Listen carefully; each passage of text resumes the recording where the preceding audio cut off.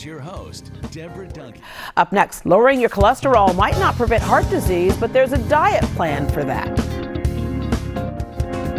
So we oftentimes hear that high cholesterol and fat in food are factors in heart disease, but our next guest challenges that belief and says it's not the only metric for your heart health. When it comes to a healthy heart, let the right food be thy medicine. Jonny Bowden spells it out in his book, The Great Cholesterol Myth, and he joins us this morning. Good morning.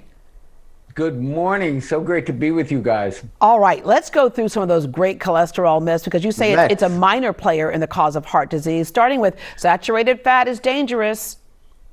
Well, you want to start with the saturated fat myth because that's kind of very much connected to the cholesterol myths. After all, if you go back to the 60s and 70s, the conventional wisdom is always held that saturated fat is bad because it raises cholesterol, and cholesterol causes heart disease. And now we're finding out that that series of myths just isn't true. We could start with saturated fat and then we can get into cholesterol. So the only reason you've been told not to take saturated fat into your diet is because of the cholesterol connection.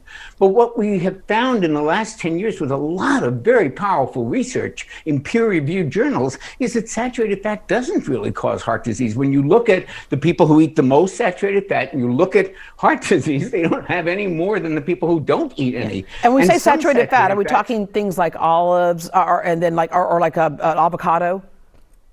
Well, no, that's not a saturated fat. Okay. A saturated fat would be something in grass-fed meat, for example, or a wonderful plant source of saturated fat that isn't animal food and has also gotten a bad reputation unfairly would be palm oil. Everybody says how bad palm oil is because it has saturated fat, but this fat is red because it's got all these nutrients like carotenoids and tocotrienols, which are good for the brain. These white oils that we've been told are healthy, heart healthy, they even have heart healthy labels, have been found to be very pro-inflammatory.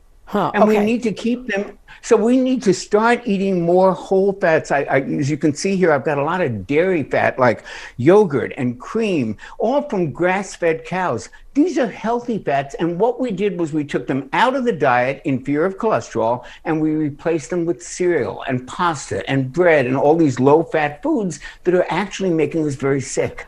All right. So your other myth is higher cholesterol, shorter the lifespan.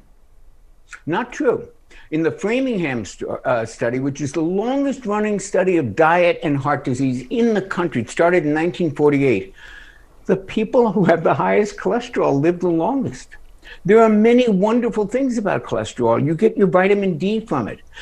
It's involved in memory and thinking and the immune system. So this crazy trying to lower it has actually done us a great disservice. Okay, so the higher the cholesterol is not a predictor of a heart attack. So what are the real culprits of heart disease? Well, I want to put an asterisk on that. Okay. There are new tests that measure cholesterol in a much more modern way. They really make the old good and bad cholesterol obsolete.